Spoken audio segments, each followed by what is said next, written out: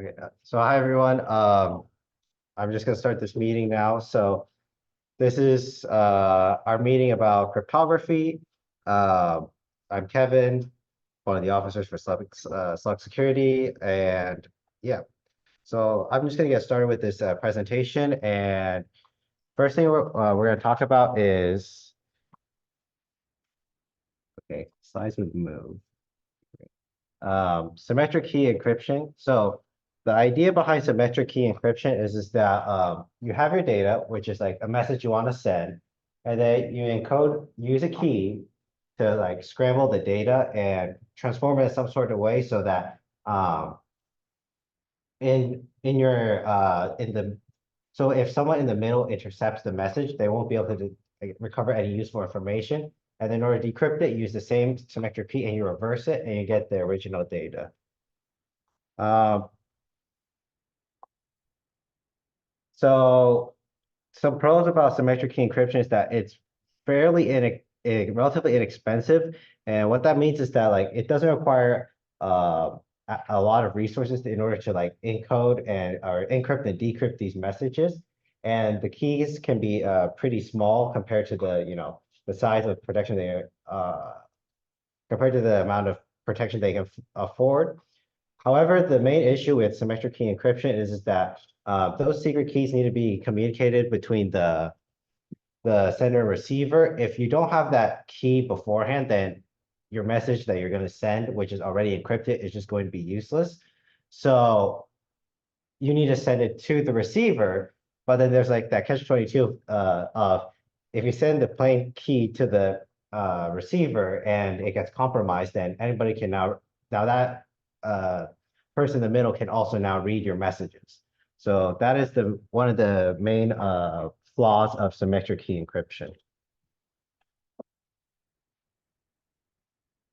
And then here's are some examples of the symmetric key encryption algorithms.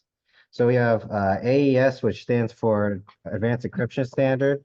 It has a couple of modes, CBC mode, GCM mode, and it's just being used for like just encryption and yeah. And then there's another type of symmetric another popular type of symmetric encryption algorithm called Cha-Cha-20 is used usually with Poly 1305 for authenticating encryption. And uh, yeah, and yeah, those are just some of the types of popular encryption, symmetric encryption algorithms. And then next we have asymmetric encryption. So for asymmetric encryption, the main difference is that you have a public key and a private key or a secret key in this instance, where you encrypt with the public key and you decrypt with the private key. And what happens in between is that you encrypt it with the public key, which you tends to be you use like an algorithm in order to encrypt it, which tends to be different than the algorithm to decrypt it with the secret key. And it's unless you have the secret key, and it's very, very hard, basically impossible to decipher the message without the secret key itself. So the pro about asymmetric encryption is that you don't need to exchange your private keys, and that's very important. And allows for digital signatures and message authentication, which, if you want to maintain your data privacy, which is, it's very important. However, compared to like symmetric key encryption, it requires more time and computational resources in order to actually do asymmetric key encryption because you need to have a public key, which the encryption for that tends to take longer, and also the key length is also generally longer for both the private and the public key compared to symmetric key encryption. So popular examples of asymmetric encryption is like RSA, which is, as I said, generally used for encryption, decryption, and signing. ECC, which stands for elliptical curve cryptography. It's used for key exchanges and signatures, and there's just some of the uses of that.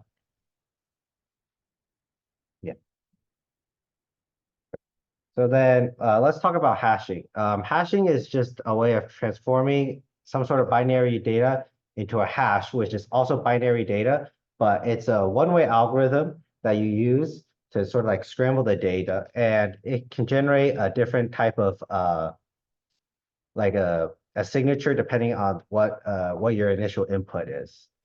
So the difference between encryption and hashing is that for encryption, uh, encryption is use the key to encrypt and then you decrypt, whereas hashing you're not able to decrypt it usually, um, because the hashing function is supposed to scramble it.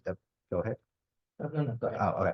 Sorry. Hashing is supposed to be done in a way so that when you perform the hash, you you transform the message into a hash text, which is then essentially impossible to decipher. And the reason why you would want to use hashing over encryption is just, for example, if you're trying to check if your files are the same, you can use like the MD5 hash to check the checksum. And for encryption is, well, sending messages is very, um, well, encryption is just mainly used for sending messages. Hashing is just used to validate information. So one use, for example, of how hashing is used is, for example, in password encryption. You don't want to send plain text passwords over the internet because it's you can get compromised that way. So one way you can do that is once the user types in like the password to a website, you have some sort of hashing algorithm to turn it into a hash. And you can cross-check that hash with the hash that's present in the database to make sure that the password is matching the one in the database. So for example, in this case, you have this password for admin Ben, which is this random long string, and then it's in the database as that sort of like long hash. And theoretically, if your hash generator is working properly, you should not be able to figure out what admin Ben's password is, given the hash on the right. Yeah. So some types of hashes include like MD5 hash, which is a hash function that, as it says on the slide, it encodes information and it puts it into a 128-bit string, or not string, sorry, a 128-bit fingerprint. The main issue with MD5 hash is that, well, it's already compromised. Um, I believe uh, at this point, most computers can crack an MD5 hash in like a few seconds, I believe. So it's not very used. You should not be using this as your hashing function, but um, you can, most of the time, I think it's used for like checksum validation, that sort of thing. And that thing is generally fine because it's still good enough for that sort of stuff, but just you can't rely on it to always work for the hashing aspect.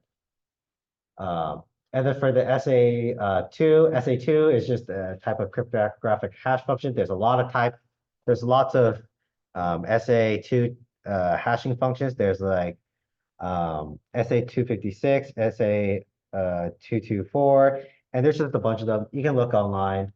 Um, there's just they're all slightly different in some sort of way, but they're all based on this SH1 predecessor hashing function. And then the last one, CRC32, it's a cyclical redundancy check, which is just error correcting code, and it's used often for detecting accidental changes to the data. Um, Usually, it's not really used outside of zip files and FTP servers, really, because it's just we found better ways to hash data. So yeah.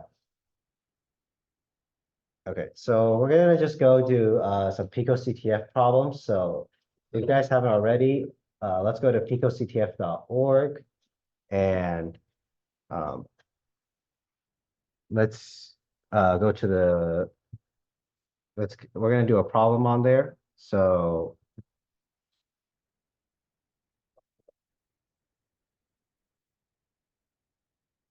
We have to log in. I think You do? Let me verify that first. Oh, is there anyone else assume that has any questions? Sorry. No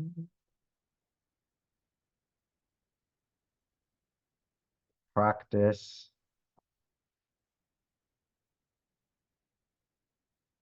Okay, yeah, we will need to log in for Pico CTF. Um, so if anybody on Zoom is not familiar with Pico CTF, go visit this link. Um, this link will allow you to make an account and we'll just be doing some problems on there.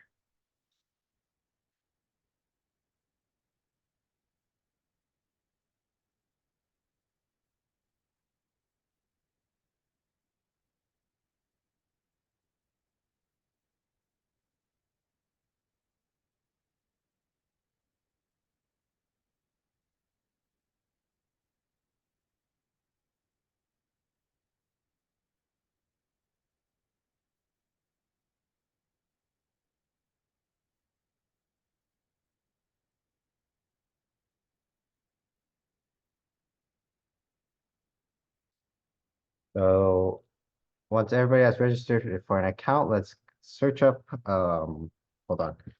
Let me log into my account real quick and get the address.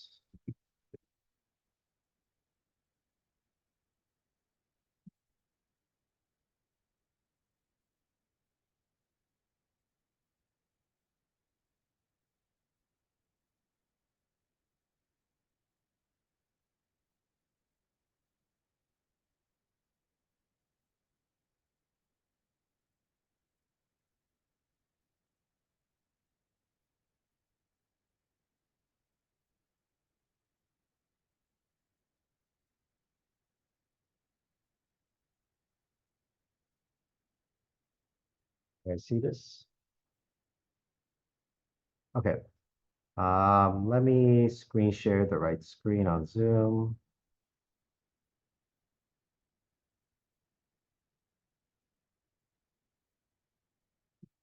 Okay, so let's go check out the problem called Caesar. Let's work on this problem. Um, how about let's do it for what? Let's say 5 minutes. And once at the end of 5 minutes, we'll come back and I'll go over on how to do this problem. Does it sound good? Oh, is anyone having trouble logging into Pico CTF? No? Okay.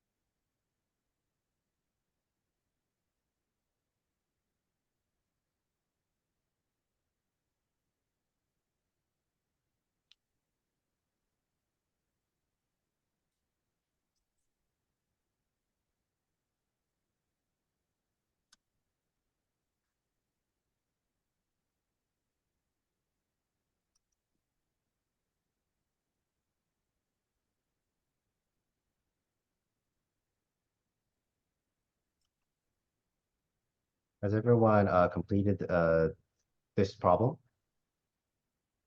Good. Okay.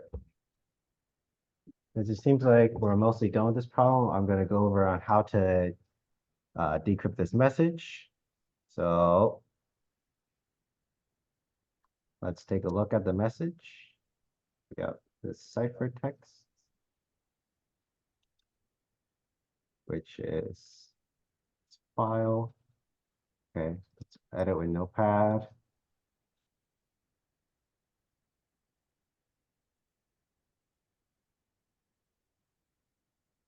So we get this message saying Pico and then some random string in the middle. So in this case, in order to decipher this random like sequence of letters in the middle, one website I generally use in order to figure out the Caesar cipher or any sort of ciphers in general, in order to decode it, I go to this website called decode.fr, and then they have a lot of different types of ciphers. So for this one, there's a one called Caesar cipher, and there's a brute force one because how Caesar cipher works is that you just simply shift all the letters by a certain amount. And since there's only 26 possible ways of representing a message, um, you can brute force it that way since it's not that hard. So let's just hit decrypt and brute force. And the most, and in order to use this website suggests that it's a shift of 4 to the right. It is crossing the Rubicon Dionok. So let's copy that. And I'm going to go into the Pico CTF website. Pico CTF. Try it. Yep. And it was right. Okay. Any questions on how to do this problem?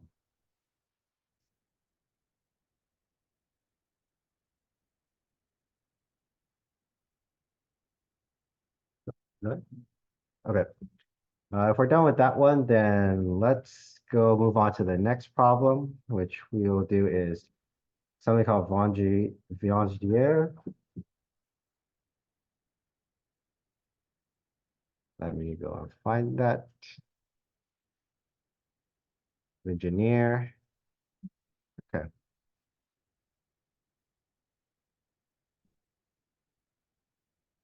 So let's again, I'll do roughly 3 minutes, 3 or 5 minutes, and I'll check in. And then if anyone has any questions, post it in the Zoom chat. If not, raise your hand. Yeah, let's work on this problem.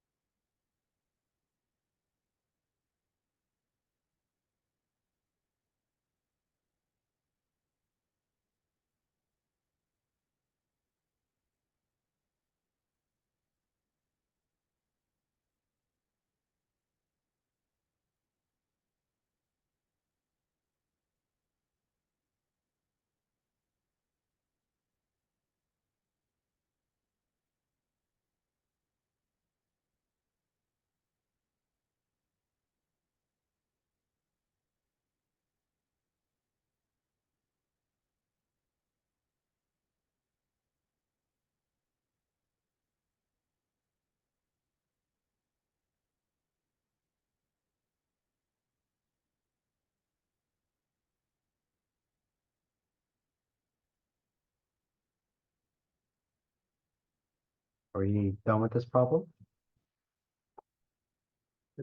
Good.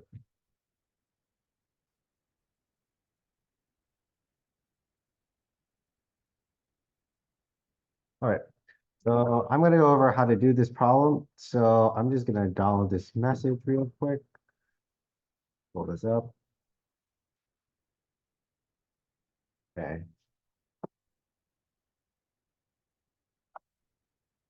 We have this very interesting flag here. So again, I'm just going to use decode.fr and just paste it in. And um, the main thing with Viangere is that you want to know the key or password because that will decrypt it the fastest. Because how Viangere works is that you have a specific key um, that is repeated until the length of the ciphertext, and then you go look at a Caesar cipher like table, and you match it with its corresponding cipher letter, and then you just substitute it back. So going back to the website, we see that we have this key called Scilab. So we want to copy that, paste it into this decryption method and hit decrypt. And we have this. This is Pico CTF. Don't use Longinier cipher and some random numbers. Yep. All right. Let's go on to the next problem called hashing job map or hashing job app. This one is slightly different.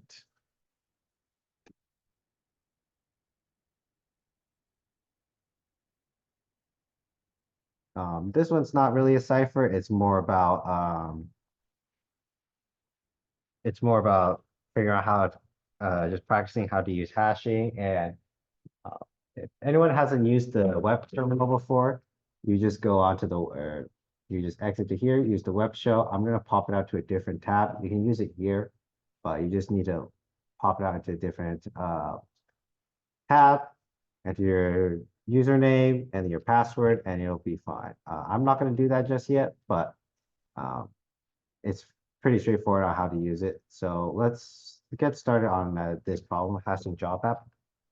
And we'll come back in like 3, 5 minutes um, to talk about how to solve this.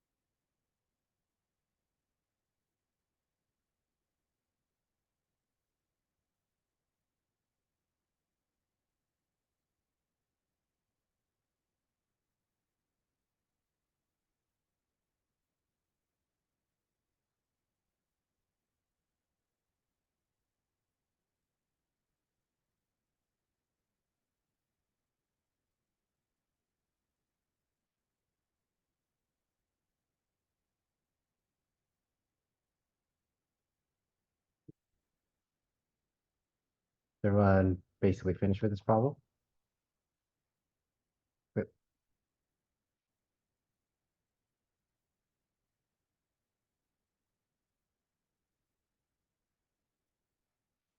Okay, so I'm going to start and talk about how to solve this sort of problem. So this problem specifically just asks you to repeatedly get a string, convert it to the MD5 hash, and then just repeat. So let me log in to the web shell.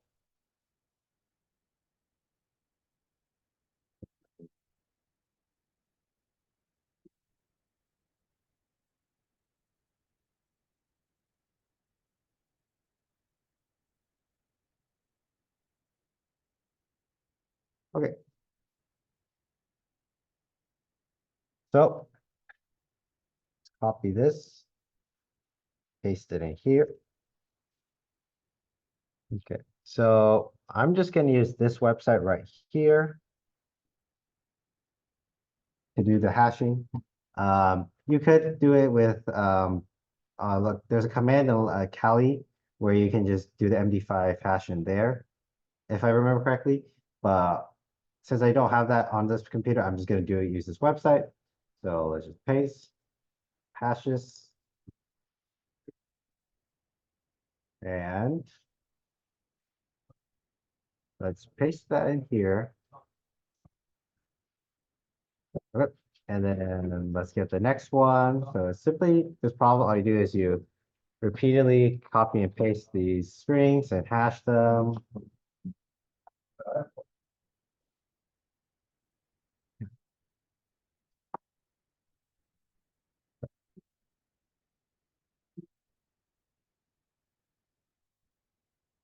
Ah, damn. Okay. Ah, okay.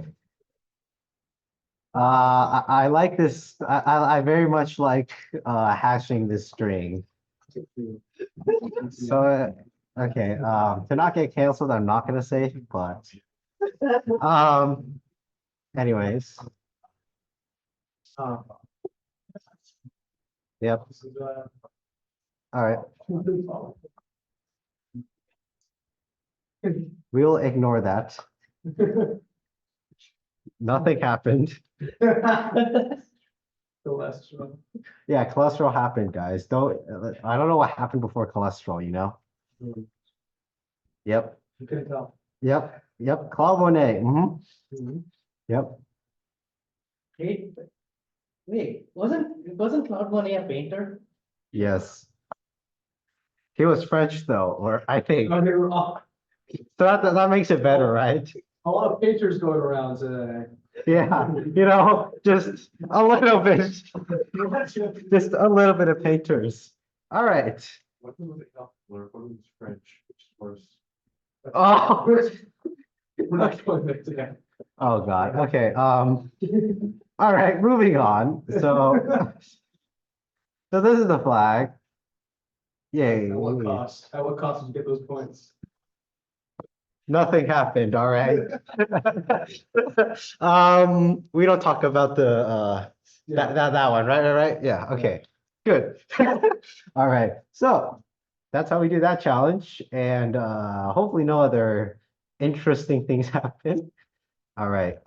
Let's move on to there. All right. Let's do this next problem called Pret stuff.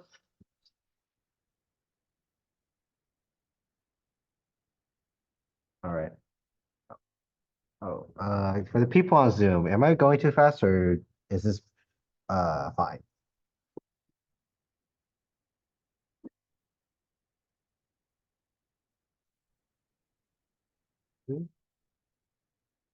All right.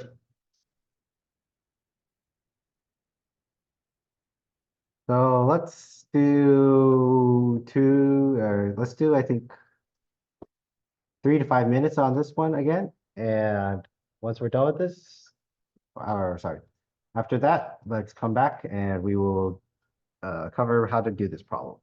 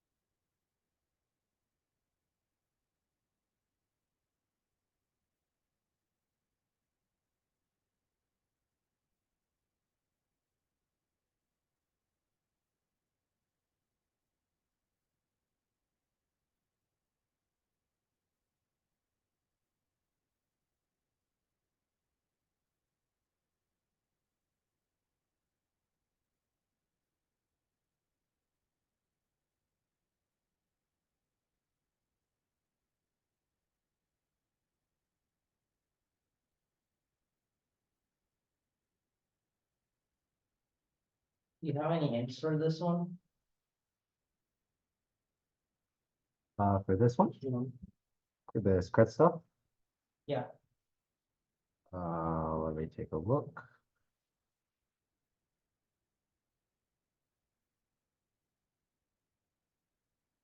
Um,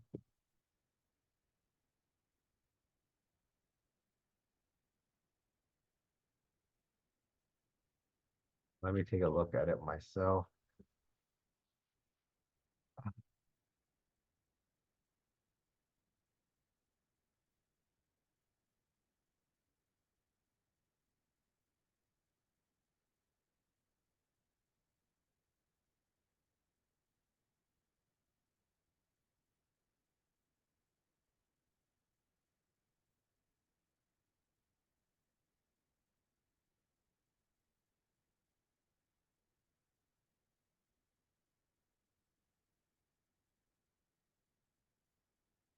I think for this one, it's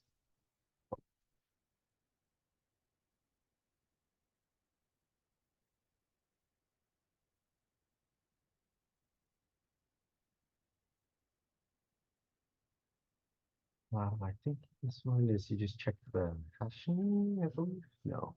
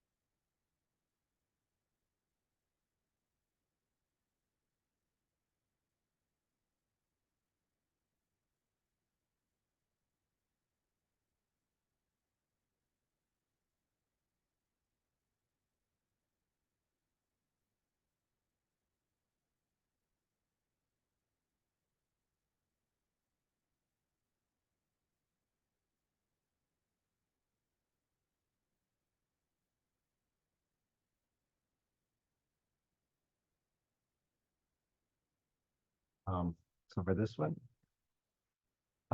you should find the line where it's the same user as the one in the password file, and then you should just try um just as many ciphers as you can. Yeah, ciphers, yeah. not hashes. Sorry, yeah, it was not hashes, it was ciphers. My apologies.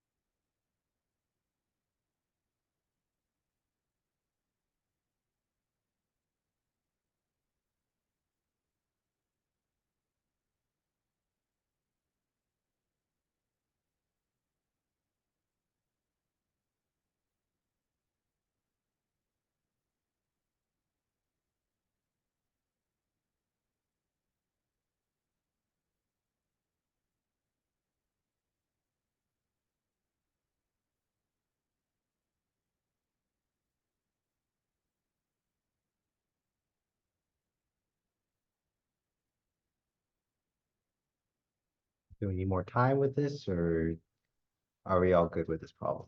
Bit more time. Bit more time? You bit more time too? You're good? Okay.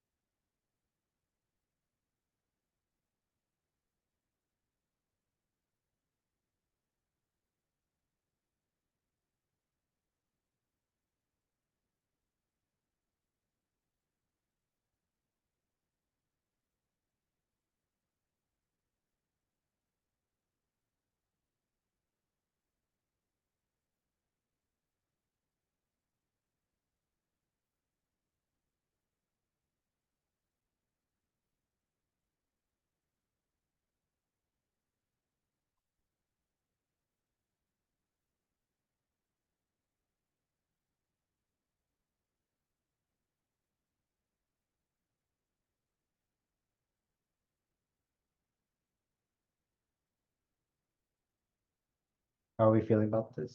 Do we need more time or are we good?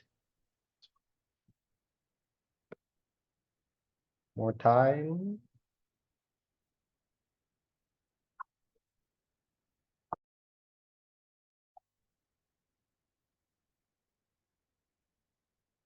Okay.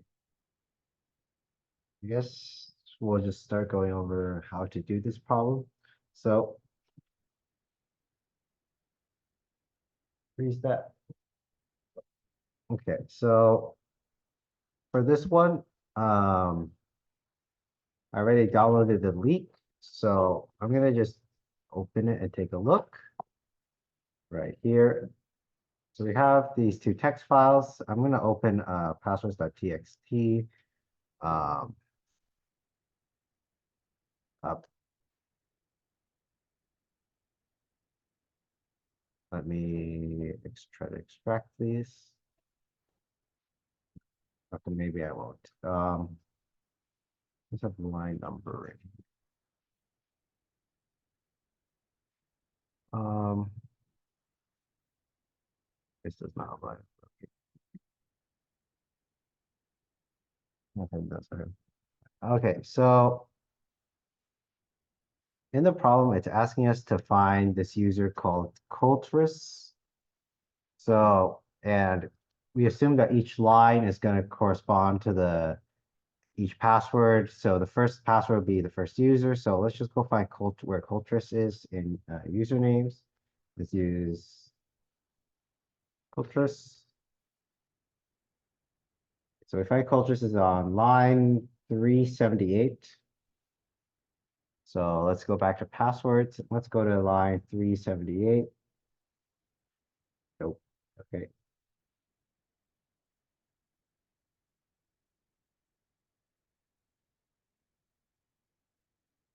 Okay. So we have this password looking thing that has brackets. So we know it's in some form of a flag. Um, so we don't know what this is. So let's just look up and let's go back to the uh, decode.fr website. Maybe it has something that can help us there. Decode.fr. And I misspelled. Okay. Nope. Decode.fr.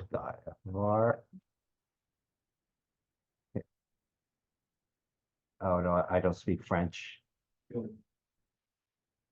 Okay. It's not that hard. Okay. Sure. Okay, so one thing that you can that's very helpful on this website is that it has a cipher identifier. So if you ever get confused and like you don't even recognize it or don't even know where to start, I recommend you go to the cipher identifier and then since we know like it's probably this password, let's just analyze this. Now, what does it suggest for us? Okay, it's suggesting a first result is ROT13 cipher. So let's just go take a look at what that is. So let's just try this out. Let's hit decrypt.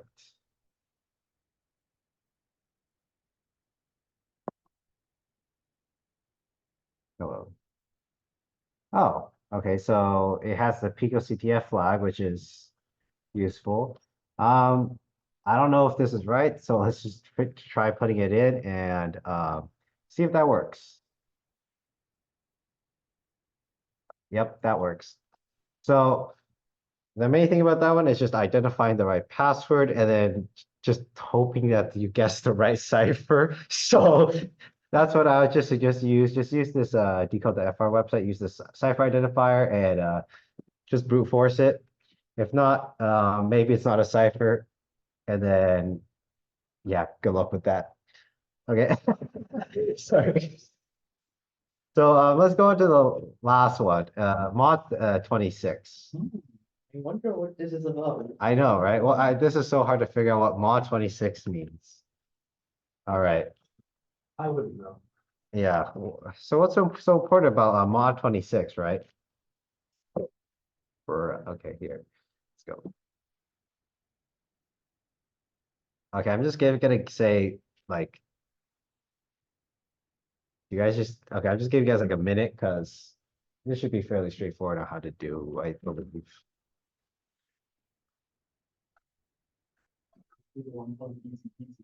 Yeah, Is it really that easy? this one?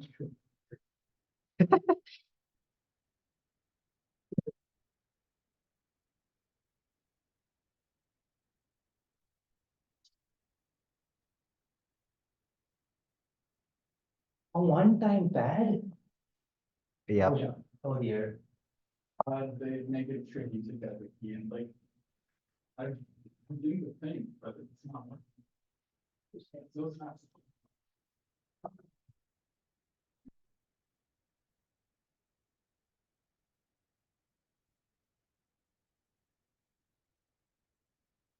okay. That was, that was a minute. So let's just go over how to do mod 26. And what do you know? It says, do you know what ROT13 is? So let's just copy this flag first. And let's just search up what ROT13 is. Hot13.com. Yep. No, so it's just a simple letter substitution cipher. And it says another Caesar cipher. Okay, that's pretty straightforward. But, well, let's just enter this thing. And what do we get? Pico CDF next time I'll try 2 rounds of ROT13, blah, blah, blah, which would make it just plain text. So don't do that. And yeah, so we're done with this one. All right. So let's go on to, wait, rotation? Yeah, wait. Let's go on to rotation. This will just be the last one for this meeting since it's getting close to 4:30. So let's do this problem, rotation, and we'll come back in like 2 minutes.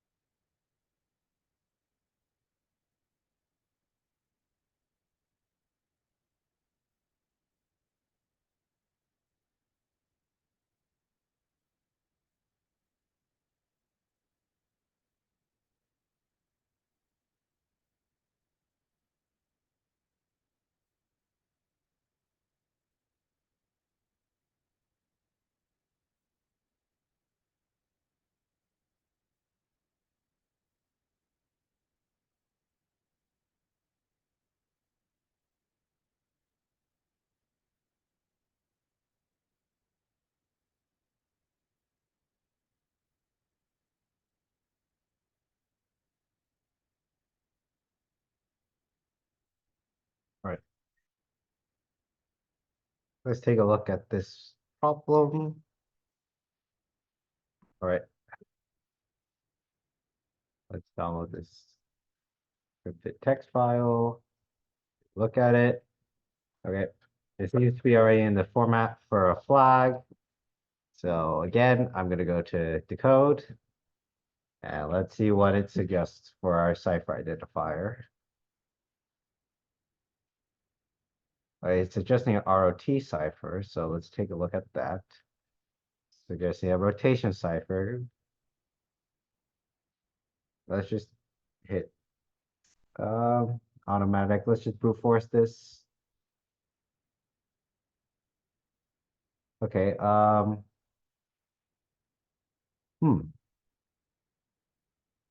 let's see, where is Pico CPF? Let's search that. Ah, there it is. Yep, that looks about right. Let's just enter it in here now. Get rid of the white space. And we're done. Yay.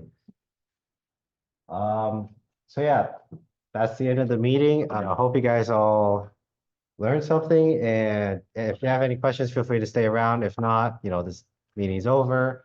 And yeah. Yay. And I'm gonna, if anyone has any questions on Zoom, please post them in the chat.